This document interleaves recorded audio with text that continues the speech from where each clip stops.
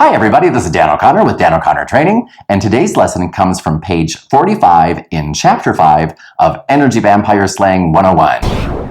And it helps you stand your ground when someone tries to steamroll right over you. Are you ready? Communication training with Dan O'Connor.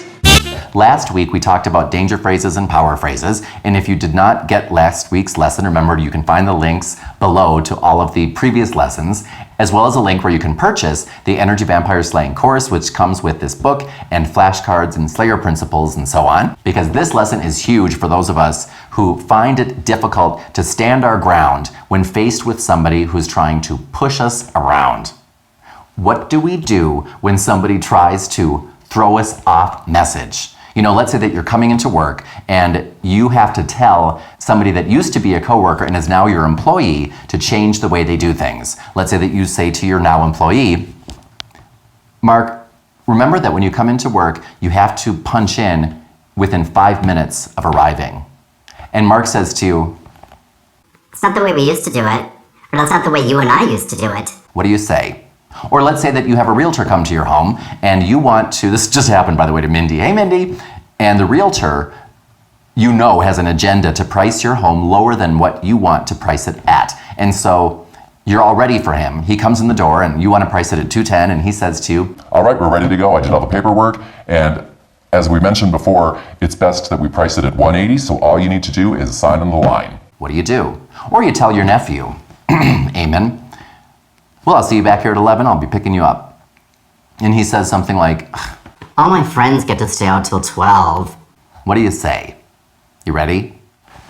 Remember that a simple strategy that slayers use that people who are not so savvy tend not to use is the broken record. And the broken record is simply repeating yourself. Sounds simple, but when you name things, you will use them effectively and appropriately when most people don't even think to use them.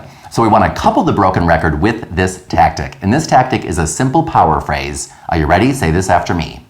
That may be, but. Say that again. That may be, but. One more time. That may be, but.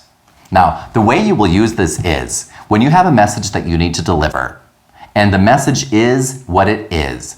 There is no negotiation. You're simply delivering a one-way message. This is not a two-way communication process. Remember that when someone tries to throw you off your game and have you change your message or challenge your message, you can simply say, that may be but, and then couple it with the broken record. For example, I say to my now employee, remember when you come into work, you need to punch in within 5 minutes of arriving. And they say, that's not what you and I used to do when we worked together. You can say, that may be, but you need to punch in within 5 minutes of arriving to work from now on. Well, you know, Mark didn't make us punch in within 5 minutes. Well, that may be, but please remember that going forward, you are to punch in within 5 minutes of arriving to work. Can I count on you for that? Using the broken record along with a that may be, but sends a very clear message. You're not throwing me off my game. And the average communicator tends to leave it alone because they think, that won't work. We get it when people start using the broken record. I see. And generally, 3 times is the charm. For example, with my nephew. Well, that may be, but I'll be picking you up here at 11. You know, Grandma lets me stay out as late as I want. Well, that may be, but I'll be picking you up at 11. You know, I look dumb when I have to go home and all of my friends get to stay. Well, that may be, but I'll be picking you up at 11.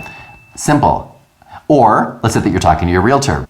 Remember that the realtor came in with an agenda and he said something along the lines of, all right, so we're all ready to go, just sign on the bottom line. And Mindy said something such as, hey, it says here that you'd like to list it at 180. And remember that you and I had discussed this house is going to be listed at 210. And he said, well, remember, the other comps in this neighborhood, they just did not support that price. Well, that may be, but this house is going to be listed at 210. Well, nothing has sold in this neighborhood for 210 ever. Well, that may be, but this house will be listed at 210. I really don't think it's going to sell at that price. You might have people come over, but they're not going to be buying. Well, that may be, but this house is going to be listed at 210. Guess what Mindy's house listed at, and guess what it sold at? Way to go, Mindy. So remember that it's a simple strategy, and it is super powerful. Practice it, use your Slayer cards, use your principles, and when it comes time to use it, it'll flow out naturally, just like you're ice skating your way through the communication situation.